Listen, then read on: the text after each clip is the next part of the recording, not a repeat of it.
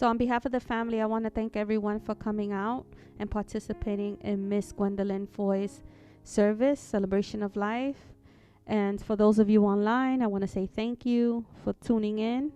It's very important to have family and friends surrounding you at this time. I also want to say that it doesn't end today. It's easy to come here today and support them. Just remember them in the days to come. So I'm just going to start with a round of applause for the life and legacy of Miss Gwendolyn Foy.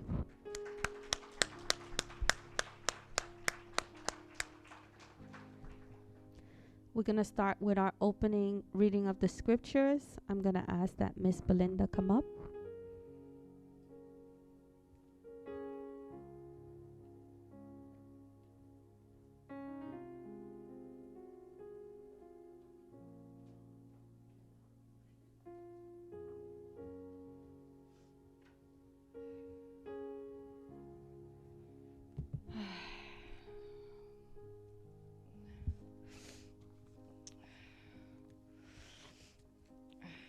So I'm reading from Isaiah 40. Let me get myself together here. Verses 28 through 31. Do you know? Have you not heard? The Lord is everlasting, an everlasting God, the creator of the... I need my glasses. Okay. The creator of the ends of the earth. He will not grow tired or weary, and his understanding no one can fathom. He gives strength to the weary. Even youths grow tired and weary, and young men stumble and fall, but renew their strength. They will soar on wings like eagles. They will run and not grow weary. They will walk and not be faint. That is the reading of the Lord's word. And then we're going to go on to John 14. Do not let your hearts be troubled. Trust in God. Trust also in me. In my Father's house there are many rooms. If it were not so, I would not have told you. I am going there to prepare a place for you. And if I go, be with me, that you also may be where I am. You know the way to the place where I am going.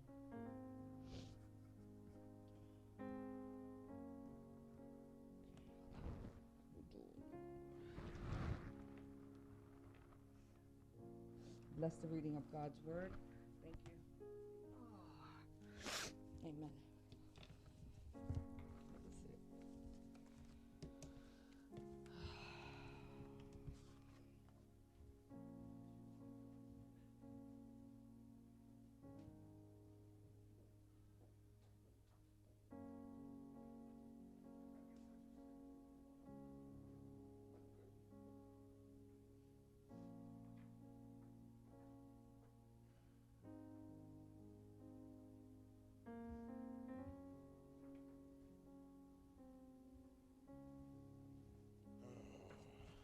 Good evening, ladies and gentlemen.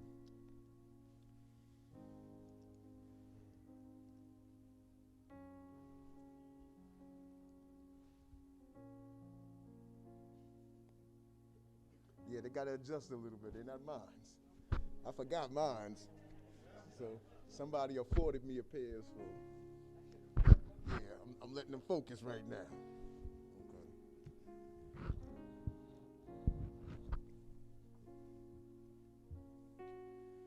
Gwendolyn L. Perrin was born in Augusta, Georgia on March 12, 1948. She was the only child to William Sears. After moving to New York to make a better life, William would go on to marry Richard Sears, my grandfather, who would be the only father Gwendolyn ever knew or needed. Gwen, as she was affectionately called, lived and grew up in Manhattan. She was the only child, but was extremely close to her cousins, so close she considered them siblings. During her early school years, she developed a genuine love and interest of animals. Her junior high school was located across the street from the Museum of Natural History, where she spent countless lunchtime hours observing and interacting with the animals in their live animal exhibit. Richard would move his family to Laurelton, Queens in 1968. By this time, Gwen had already earned her nursing license through a high school program and began her career as an LPN at Mount Sinai Hospital. While working here, she would develop lifelong relationships, including one that resulted in the birth of her first child, me. Always the adventurer and looking to better herself, Gwen would try her hand in several career fields. But in the early 2000s, she would return to and ultimately retire from her first love of nursing. In 1972, Gwen met Harold J. Foy. This union would result in the marriage and the birth of her second child, Jerome. Hey, Jerome. Oh, there you go. Sorry, brother. Gwen was the true definition of a mama bear. That she was. She was a fierce mother who loved her children unconditionally. That I could attest to. She was the perfect mother for a couple of boys, but would later share that love with the only woman she considered her daughter, Tracy.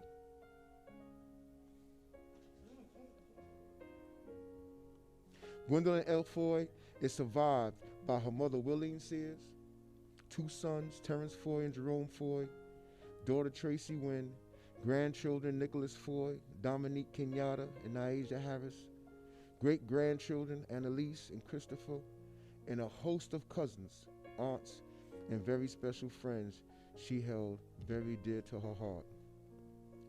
To live in the hearts of those I leave behind is not to die. Amen to that.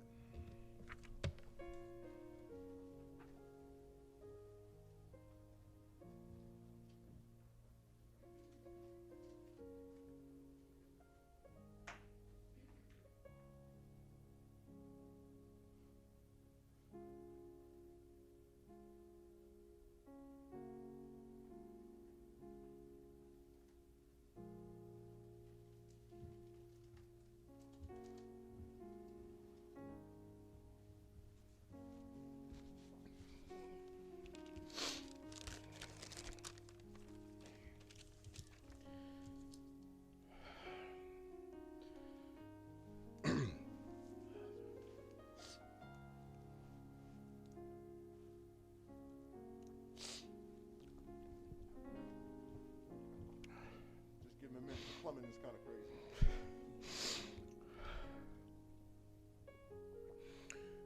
Thank you, everyone, for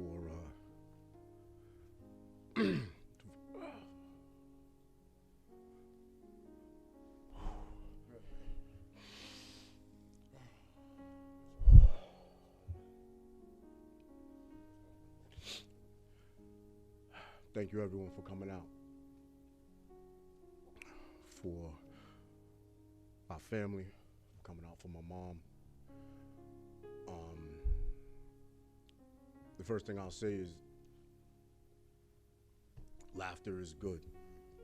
Laughter is good, and I love it. And my mom does too. That's why we have you. And I'll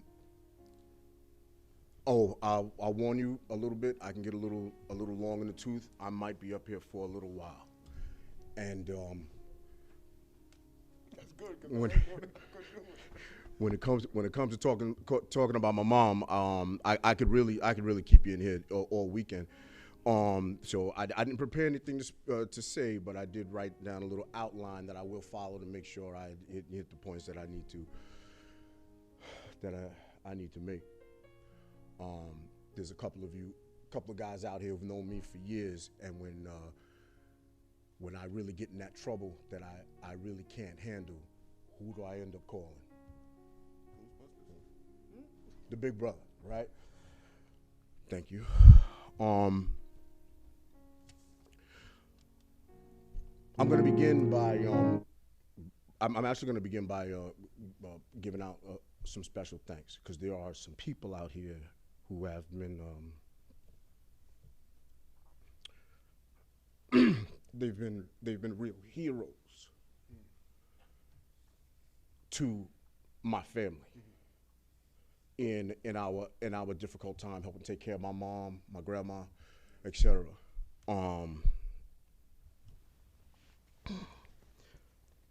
My brother spoke first, and I was wondering if he was going to put glasses on, and since he did, then I'm okay with it.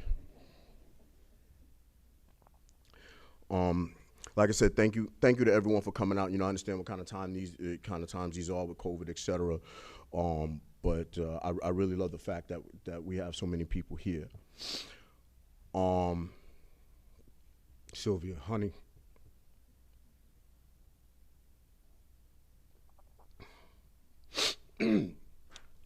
It's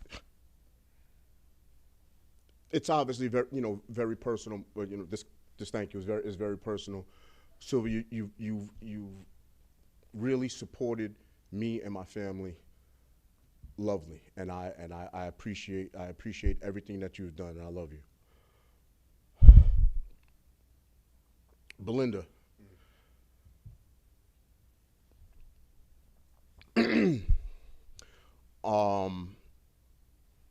I asked you after our initial meeting, our initial engagement. Belinda happens to be my tenant, okay, but when we got to the point where mom and grandma needed help, from talking to Belinda, and I asked Belinda, is this something that you'd be interested in? Could you help us out? And she did, and she's been there for 6 years. And she has been ride or die for 6 years. Thank you. Thank you.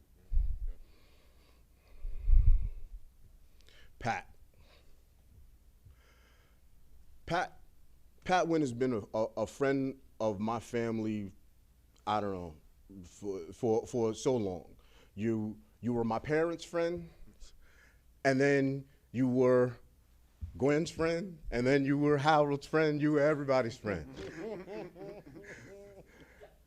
And I love the fact that how close you stayed with the both of them. You were there when they were together, and when they went their separate ways, you were still with both of them. Thank you very much, Pat.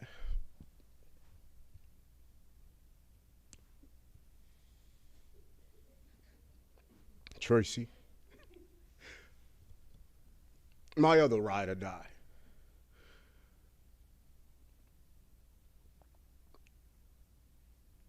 I could not have put it any plainer or any clearer in that obituary that you are the only person that she ever considered her daughter.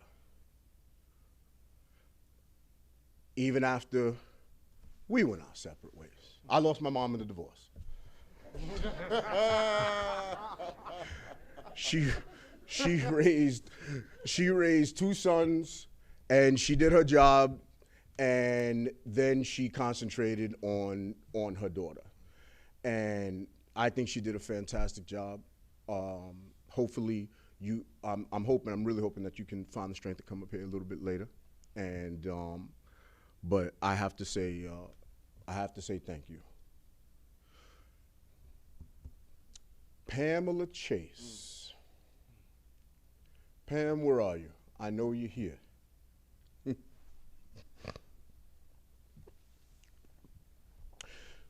So we grew up, my brother and I grew up with Pam's children. They moved on the block in the early 80s. Our parents were friends for many years, more so my mom and Pam. Pam legitimately has been there since day one. And when things got really tough in these most recent years, Pam was there even more. Pam, I can't I really can't express to you how thankful I am to have you here, to have had you there for this past time, and to continue to have you here. It really means the world to me. Okay. So the as painful as this is, obviously I've gotten a lot of phone calls of, I've gotten a lot of texts from, from everybody, and the beautiful thing about it is the most consistent thing that I get is the first thing that people want to say after they say, Jay, I'm sorry, what have you, but they want to share a memory of my mom. It's not just a matter of feeling bad or, feeling sorry for me. It's a matter that they actually remember something, or in some way, shape, or form, my mom touched them, and they remembered.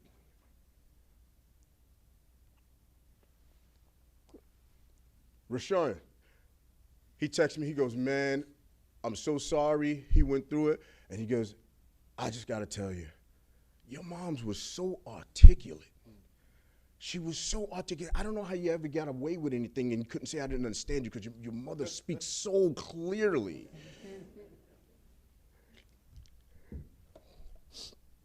Kyle, anytime that we ever speak about our parents, Kyle and Emmanuel, I know the both of y'all here, y'all remember the time that my mom and dad took us skiing. When we were, I don't know, we were probably about 14, 15 years old. My cousin Damon, he texted me. He said how my mom was his favorite aunt, and how she hooked him up with a Jerry curl back in the days.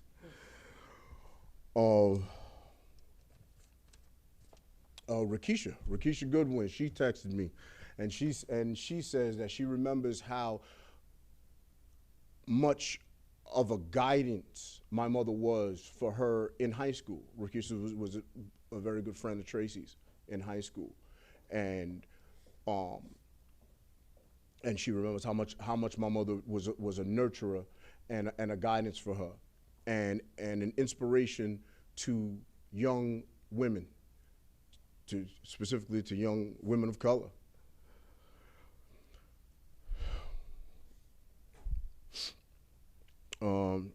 My cousin Tawan, it's funny, she texted me and she said, Gwen, was the best. She would drive anywhere, she would go anywhere, and that she still can't believe that she allowed her sons to have a big giant snake.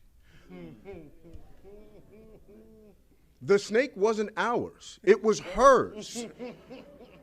It was her snake.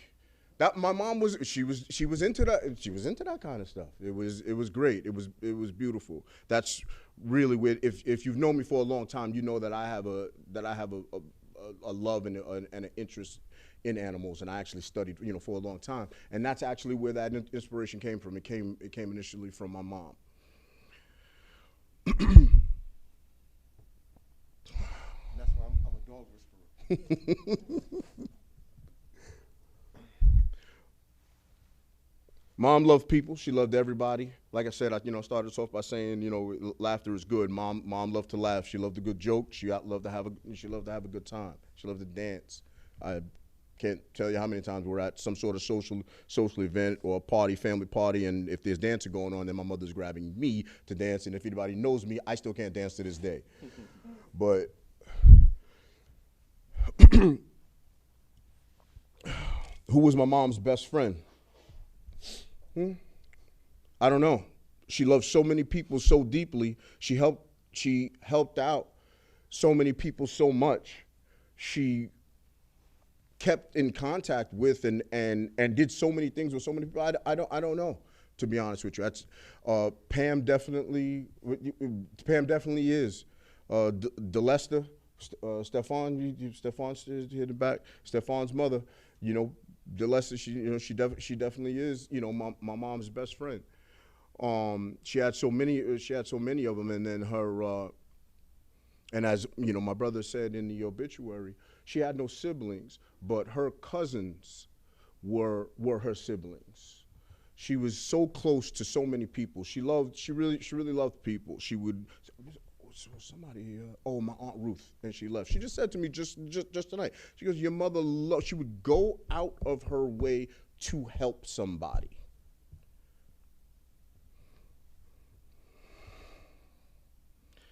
And then there's her adventurous spirit.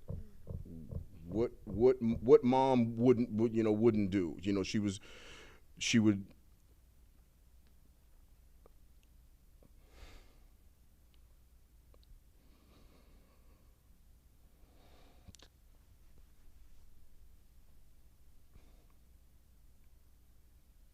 That's what I miss.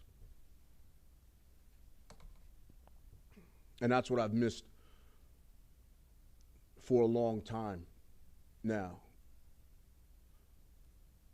Some of us are wearing purple. There's purple ribbons. Please, everybody, take a pin for dementia awareness.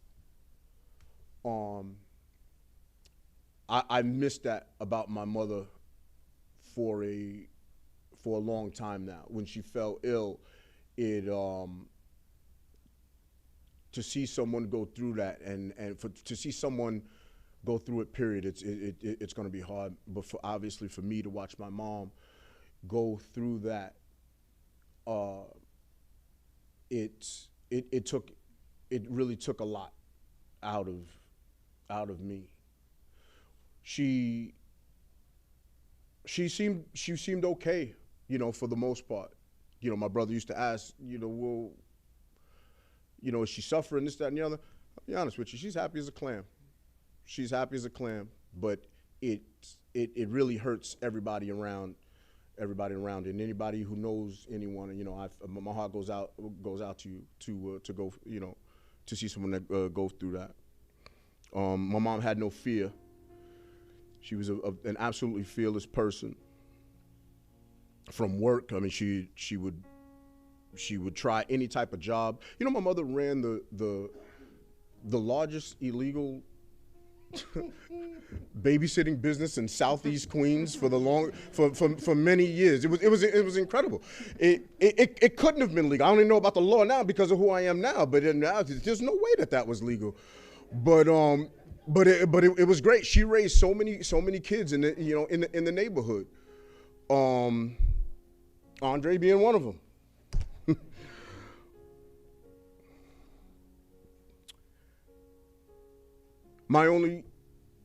The only regret that I have is that my mother didn't get a chance to really know her grandchildren. She was there for the birth of Annalise. She was there in the beginning, and then because she loved her children, then she really loved her grandchildren.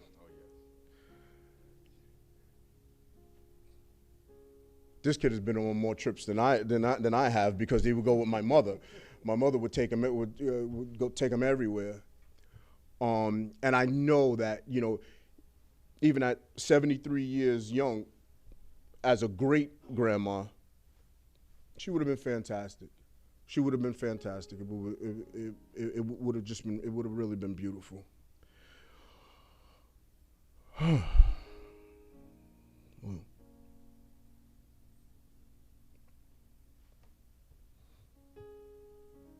I think that's it. Thank you. Thank you very much. And I love you, Mom.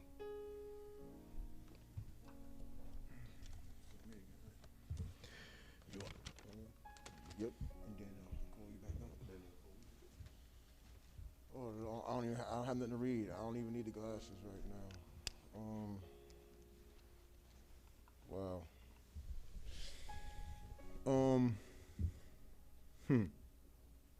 My story's a little different with my mom, right? I was an individual who did some terrible thinking and made some bad choices in my life. And those choices took me away from my family for a very long time. When I say very long time, I mean 25 years straight, I was gone. So, you know, I had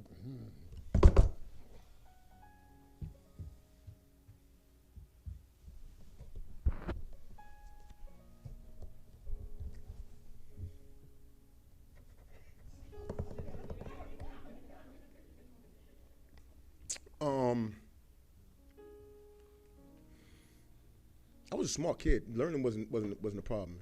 I dropped out of school because of my weight, man. I had issues, being teased and things like that. I wanted a girlfriend. Everybody have a girlfriend. I ain't have one. So mom said, you know what? You don't want to go to school, man. Then you gonna go to work. Mom always supported me, man. She always supported me. I found myself in trouble a couple of times. Like I said, bad choices, fallible thinking, and the resulting effect was the actions that, caused me to find myself involved with guys like him. And but guess what? Mom was dead, man. Mom was dead. She never looked at me with contempt or anything. She said, baby, well, we just gonna get through this. And I didn't realize how much that she sacrificed to pay a lawyer.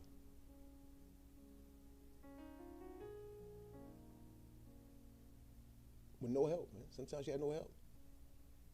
She just had to do what she could do to help her boy. And I never even felt it. I never even realized the depth of her love, unconditional love. That's more than it, right? I never understood the depth of that until after I was incarcerated. When you're incarcerated, now it's a time out. You have time to reflect and think about what you've done, the people you've affected, so forth and so on. And then I said, no, Mom was there. Mom was there, and she still came through. Smile, hey, baby, when she could. Yeah, Mom was strong, man. Mom was a pillar of strength. And during my sojourn through the penitentiary, I said, let me just get home and be able to spend some time with Mom, build with her, talk with her, really get to know her. I did more time than I was alive in the street. So although my mother birthed me, a lot I didn't really know about her. It sounds crazy. I know a lot about my mom, but you learn more through experiences and just living life and chopping it up with Mom. I didn't do that. I was so busy doing what I wanted to do and end up in a place where I couldn't do it. So I said, you know what? I want to get back out there, and when I get out there, I'm just gonna pull Mom up and we just gonna sit down and we gonna chop it up. We gonna talk. We gonna build whatever jargon that you're familiar with. We just gonna relate, and we're gonna really get to know each other, man. So you could imagine in 2019 when I come home, she has dementia, man.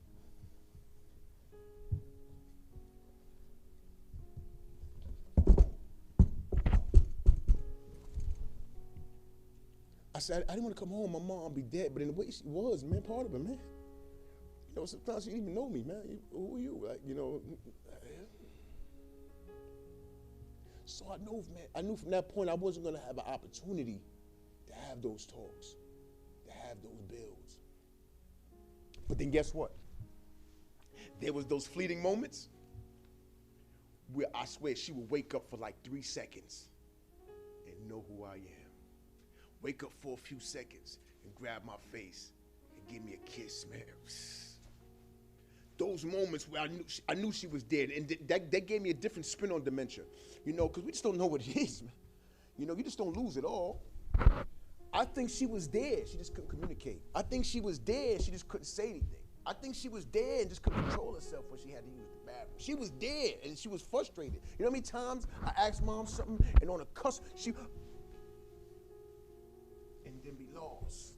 But I recognized she was there. Sometimes in a certain look she gave me, I recognized she was there. I recognized that she recognized me. And that had to be enough. I want to do so much more with my moms, man. Tell her,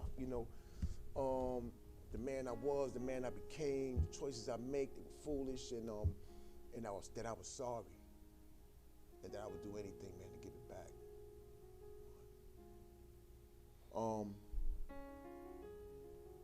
I wasn't supposed to be doing all this. I was supposed to be reading a poem. My mom, my bad. But I figured I had to get some of that out. So without further ado, I had written a poem early on during my incarceration, An Ocean of Love, right? And I want my moms to critique it. It was my first, I was, doing the rhyme thing and the poem thing, and I was feeling myself. So I'm nice. Oh, man. Let me run this by Mom. So I ran it by Mom. She loved it. She loved it. She said, can that be for me? I said, Mom, that's yours. From that day, that was Mom's. poem. So I'm going to recite that poem for you if I can remember it. I gaze upon the ocean of love as the sun smiles, reflecting the beautiful array of colors that dance upon petaled waters. Finer still is the effervescence of that which moves with the grace of a sunset across the skies of passion, settling upon the heart of that one in search of love. In that search, I have ridden a roller coaster ride of emotion, fueled by the liquid of those whose hearts long for companionship, whose destiny is written in the diary of lovers, whose definition varies upon an author's vision, seen through eyes blinded by experience, yet molded by time infinite. How delicious is the union of a sundress with the bronze figure of a goddess awaiting her capture. Caught by the beauty of her reflection, yet released after careful inspection, for the vision of her is real only in the minds of men, but made authentic by the imagination of the heart. A role so cleverly played by love, which has so profoundly played the part. Thank you. Namaste.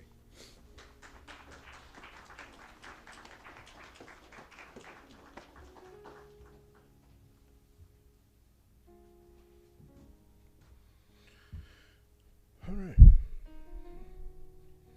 So now we probably have about 25 minutes left for our program, and I would like to invite anybody to come up, share anything you would like to share. I mean, maybe you have a memory, maybe you whatever it is. This was a purposeful part of the program, that this much time was left here on purpose by us, because I know that we're not the only ones that are feeling this. Oh, come on, Uncle Jimmy, if you're coming, come on. So we invite anybody else to come up. This is my Uncle Jimmy.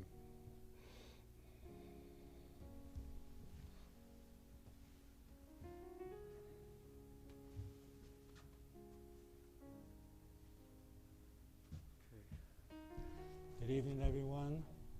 My name is James Foy, Jerome and Terrence's uncle. And on behalf of myself, my wife, Tawan, her husband Vincent, my son Wesley Foy and Pilar Foy, my beloved mother, Alma Foy, my sister, Renee Foy, my brother, Ben Foy, we all would like to give our deepest condolence to Willen, Terrence, and Jerome. It was a really intricate part of our family. And as Jerome was speaking about how adventurous Gwen was, it reminded me of all of the good times that we had together.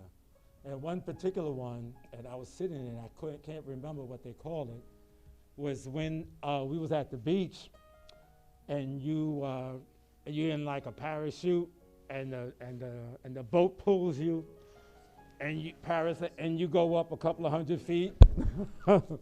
Gwen did that.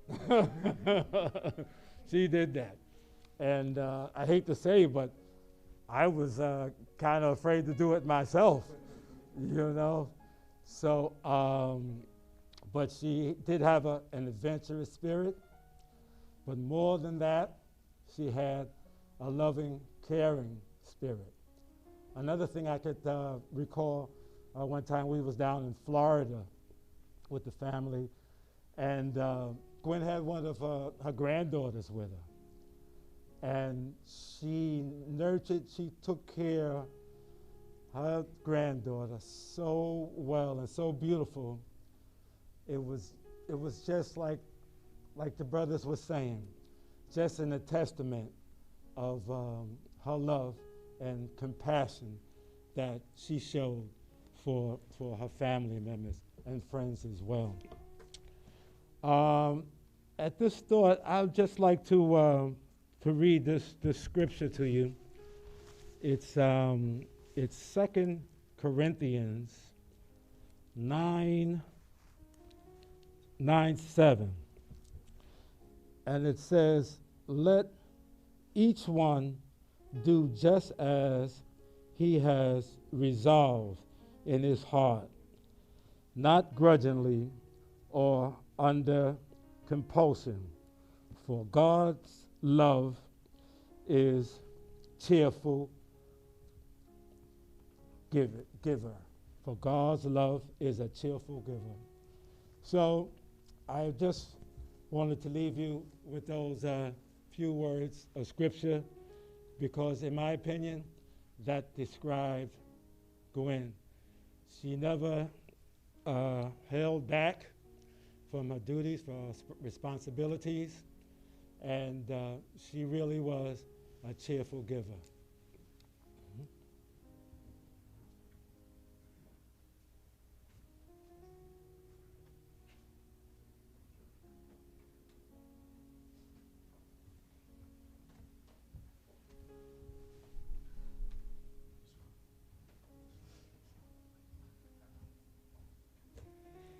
So, I'm Belinda.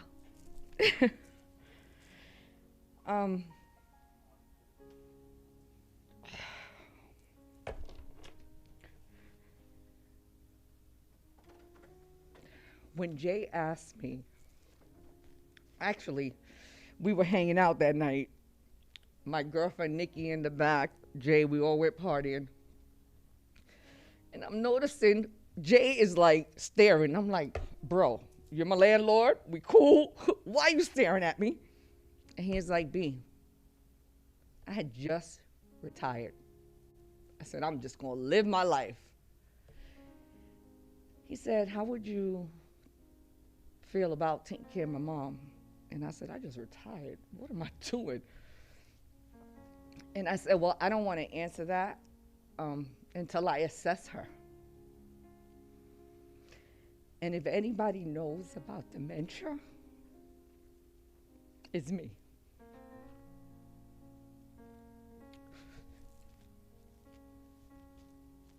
My mom had dementia for a very long time. And they say a mother can take care of all her kids, but sometimes your kids can't take care of you. And that's just how life is.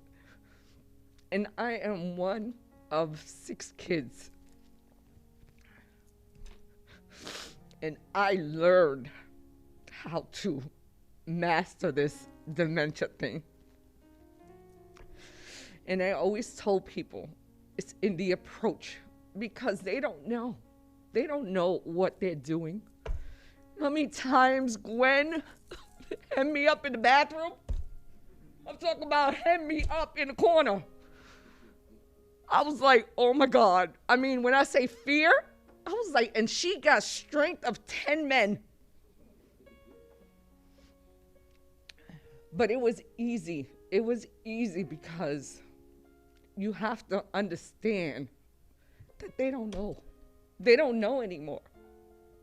And you have to help them along the way.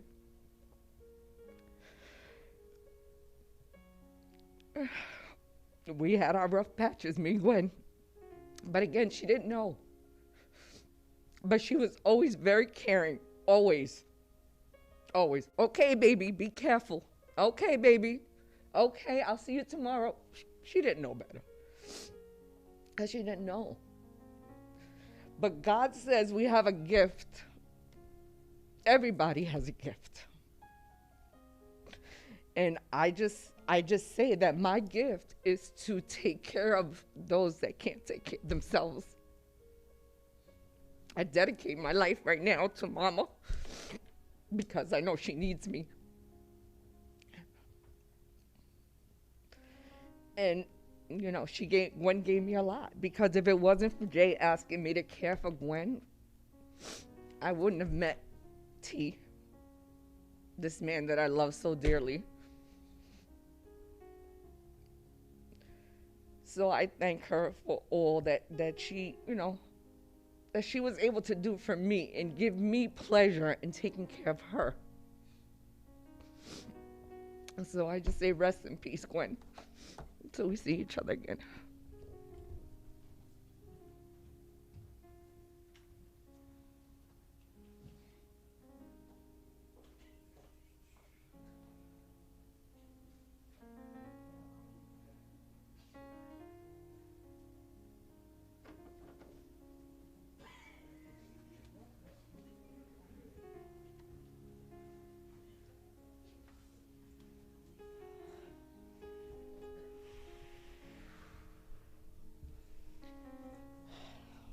I have never spoken at somebody's funeral before. And I did not know if I was going to be able to do it now. But I am who I am because of her.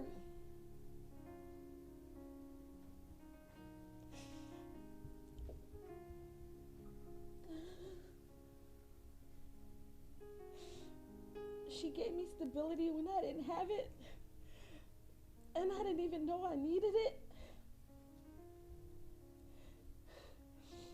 She showed me what unconditional love was. And even when things weren't working out, she never let me give up. I remember I was upset because Jay went away to school and she said, "You can go away too. You can do whatever you want to do. And I'm going to be there to support you."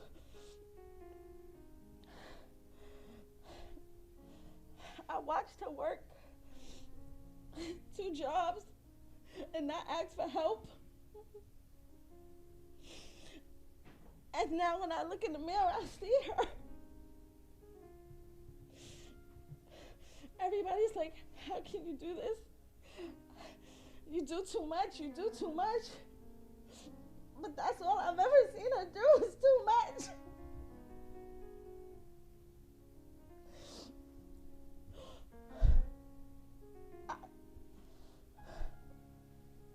I didn't know what it was.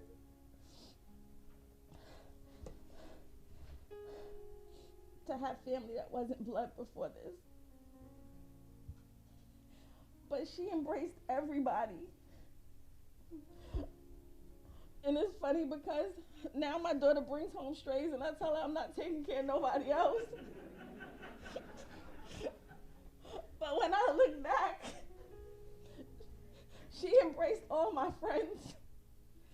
My friends became family.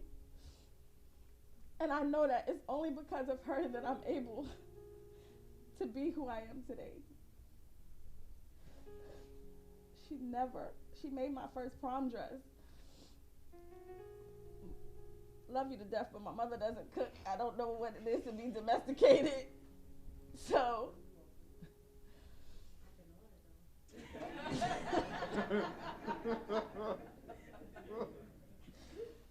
But I cook because of Gwen.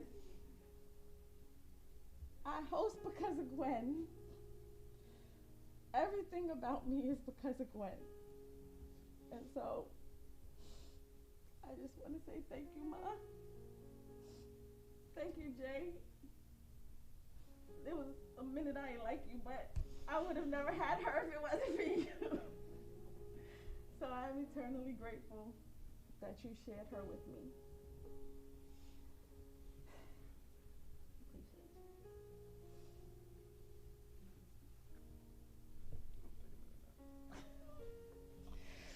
Thank you.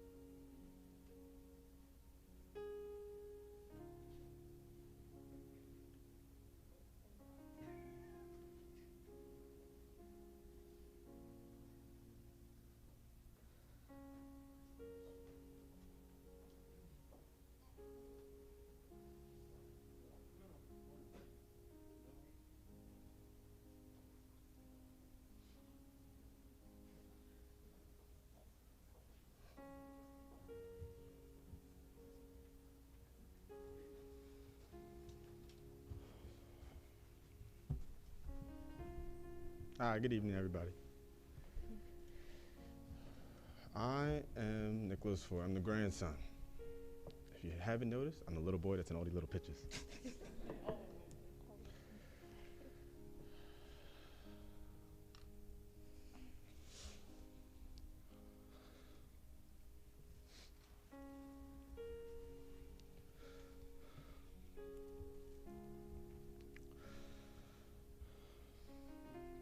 My father and Uncle T may have been her sons, but she also raised me as another mother and helped guided me through life, through so many different moments. But as everyone else has said, she's the most caring, free-spirited, adventurous person that you could have met. And just like I know anybody in here who knew her personally has a story of their own to tell with her that involved her, everybody can all say that by the end of it, it was a very good time.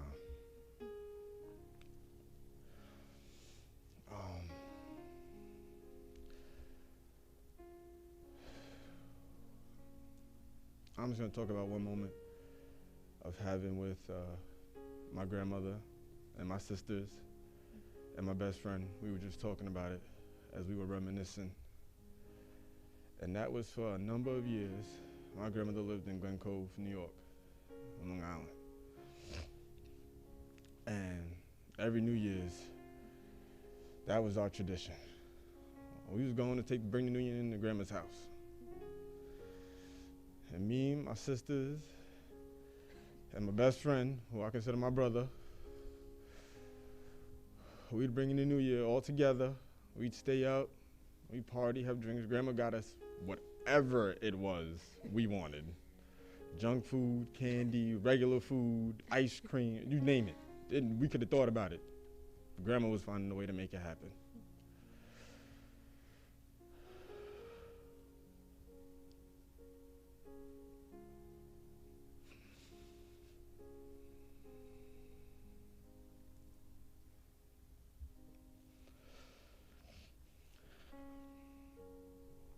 I'm going to miss her so much.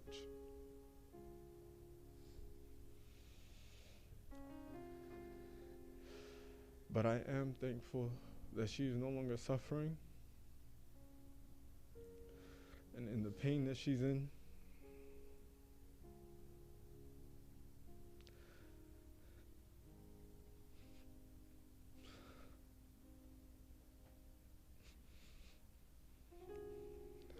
But as my mother was up here and told her story,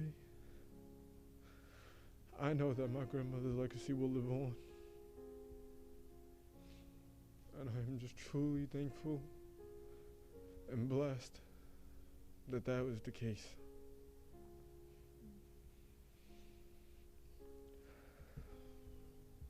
All right.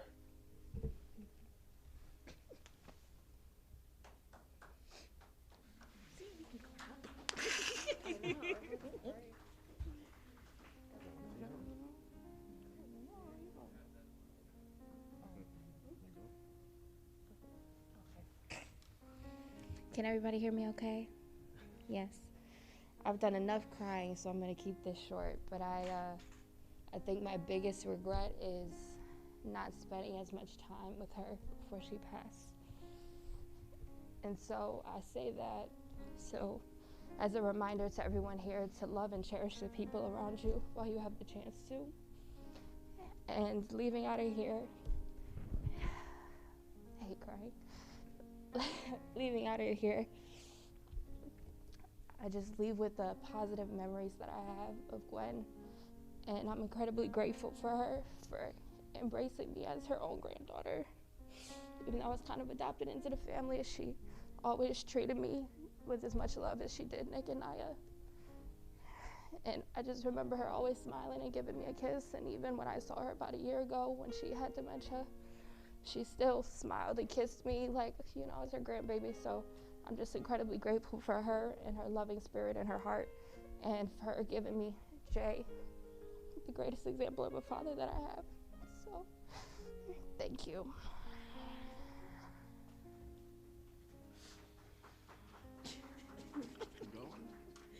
Okay. Hi, guys. Okay, I know I'm a big crybaby, so I'm gonna pull it together. Everybody might not know, but my family tree is very complicated. Very, very complicated. But like my mom said, her and Jay, then Jay gave me an extra set of grandparents that, like Dom said, Nick was no different. Grandma picked me up from school every single day in elementary school. Every day. And she bought me Popeyes and Carvel ice cream every day. Every day. Whatever I wanted, like Nick said. Grandma was not strict, but she didn't play. Mm-hmm. But we did get what we wanted, so that's it worked out. When she got dementia, it was hard. I'm still young, but I was younger at the time and still don't really understand it that much.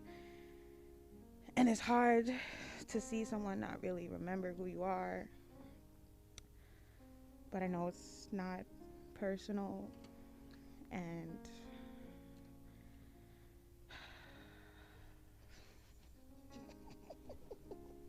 but don't laugh, I'm gonna cry. Okay. I'm gonna miss Grandma a lot. But like the slide shows, we have a lot of memories to hold on to, and I am grateful. Okay, thanks.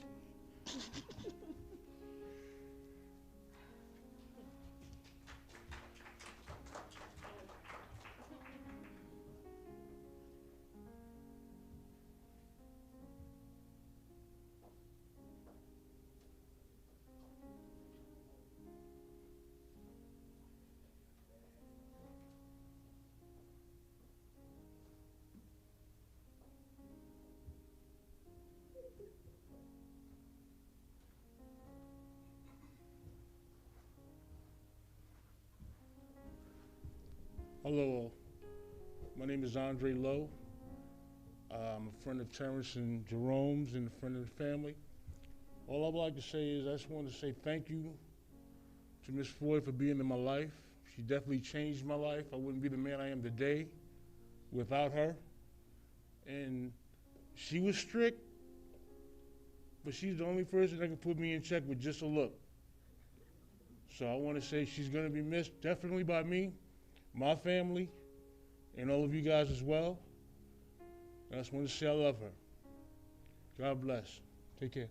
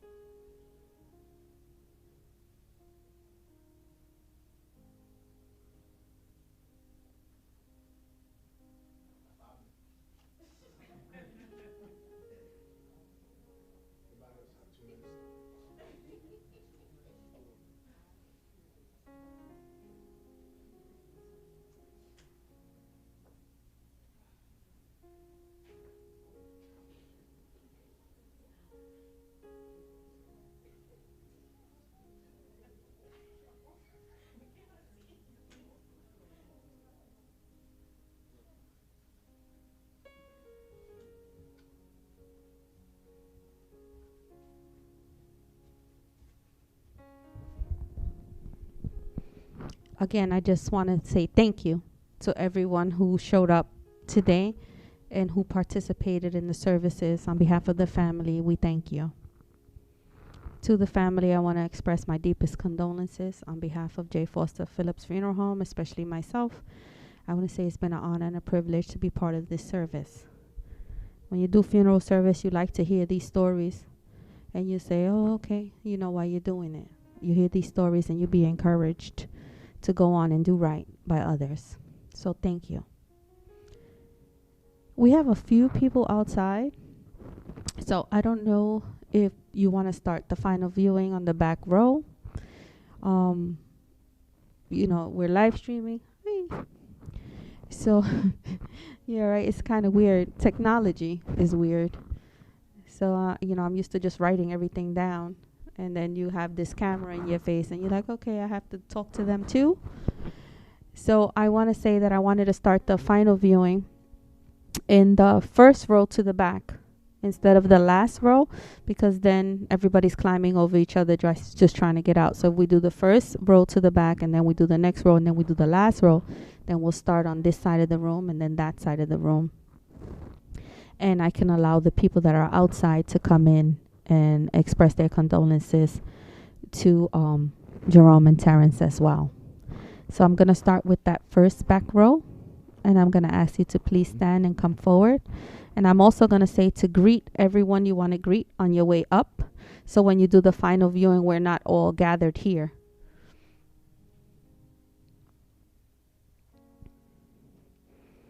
And I'll just run and go tell the people outside that we're almost ready for them.